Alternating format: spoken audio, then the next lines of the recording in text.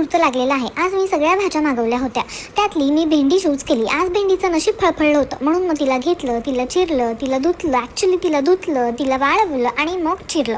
तिला आता मी असं गोल गोल गोल गोल छोट्या छोट्या तुकड्यांमध्ये चिरलेलं आहे. तुम्ही तिला आडवं उभं तिरपं जसं तुम्हाला चिरायचं तसं तुम्ही चिरू शकता.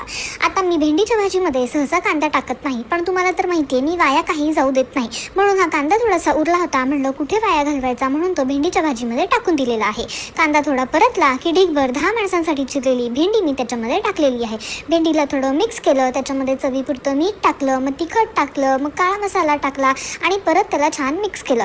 आता त्याला एवढं मिक्स केलेलं आहे की ती भेंडी फार चिकट झालेली आहे. तुम्ही म्हणाल छी काय ती शेंबडासारखी भेंडी, पण नाही, जरा त्या भेंडीला शांत बसू द्या, तिला स्पेस द्या, तिला थोडा श्वास घेऊ द्या. तुम्ही सारखं तिला डिपसू नका, नाहीतर मग ती पाणी सोडते, म्हणजे ती रडते आणि मग ती अशी चिकट शेंबडासारखी होते. पण मग मी पण तिला जेव्हा डिपसायचं बंद केलं तेव्हा तिने ते पाणी जे सोडलं होतं ते सगळं शोषून घेतलं आणि ती पूर्ण मोकळी झाली. आता भेंडी थोडी मोकळी झाली की त्याच्यामध्ये शेंगाचं कूट टाका. शेंगाच्या कूटाला जज करू नका, शेंगा थोड्या करपल्या होता म्हणून कूट थोडा ब्राऊन झालेला आहे.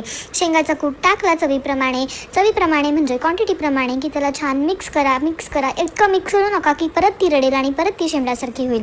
तिला थोडं अलगद हलवा, त्याच्यावरती कोथिंबीर टाका आणि सर्व करा. ओके.